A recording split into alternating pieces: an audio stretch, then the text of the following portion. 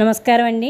మీకు నేను సుబ్రహ్మణ్యేశ్వర స్వామి దేవాలయం గురించి చెప్పడానికి మీ ముందుకు వచ్చేసాను. ఆ శిఖరం పేరే తనిగణై. అక్కడ స్వయంభూగా కొలువుదీరాడు సుబ్రహ్మణ్యేశ్వరుడు.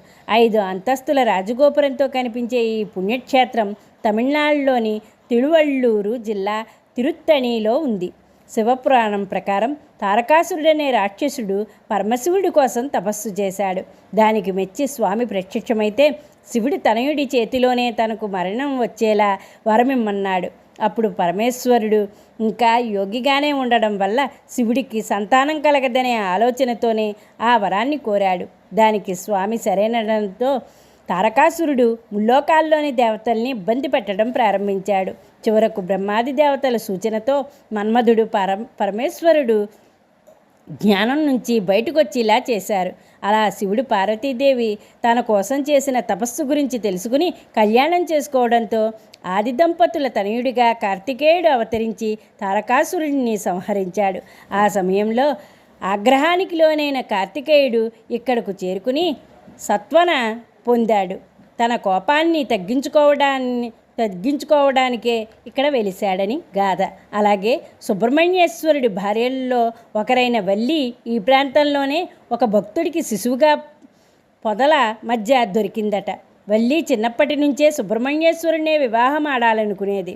కొన్నాళ్లకు కార్తికేయుడు వేటగాడి రూపంలో వచ్చి వల్లిని ఏనుగు బారి నుంచి కాపాడి ఆ తర్వాత వివాహం ప్రతిపాదన తెచ్చాడు. తనని కాపాడింది స్వయంగా సుబ్రహ్మణ్యేశ్వరుడే అని అర్థం చేసుకుని పెళ్లి చేసుకోవడంతో కార్తికేయుడు ఇక్కడ వల్లీ సమేతంగా స్థిర నివాసం ఏర్పరచుకున్నాడు. వల్లీ దేవసేనలతో కొలువైన ఈ స్వామిని దర్శించుకునేందుకు భక్తులు 365 మెట్లు ఎక్కాలి. ఏడాదిలోని ఒక్కొక్క రోజుకు ఒక్కో మెట్టు చొప్పున మొత్తం 365 మెట్లను ఏర్పాటు చేశారు. ఇక్కడ స్వామిని దర్శించుకునే భక్తులకు చందనాన్ని ప్రసాదంగా ఇస్తారు. ఈ చందనాన్ని తీసుకునేందుకు ఉపయోగించే రాయిని ఇంద్రుడే ఇచ్చాడట.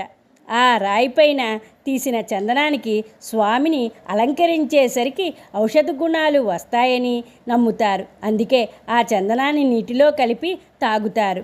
సుబ్రహ్మణ్యేశ్వరుడు ఆ అశాంతిని దూరం చేసి ఆనందాన్ని కలుగజేస్తాడు కాబట్టే ఈ ఆలయానికి శాంతిపురి అనే పేరు వచ్చింది. స్వామిని కరుణామయుడని అంటారు. రావణ సంహారం అనంతరం రాముడు రామేశ్వరంలో శివలింగాన్ని ప్రతిష్ఠించి ఆ తర్వాత ఇక్కడకు వచ్చి మానసిక శాంతిని పొందాడట. అలాగే డిసెంబర్ 31న ఈ స్వామి దర్శనం కోసం లక్షల సంఖ్యలో భక్తులు వస్తారు. New year stop